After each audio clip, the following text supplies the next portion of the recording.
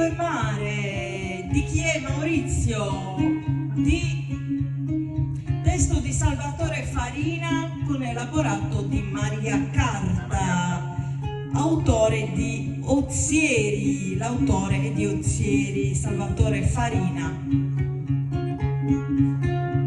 Cielo e mare, quindi c'è lo zampino di Maria Carta, attenzione, questa è una bella canzone.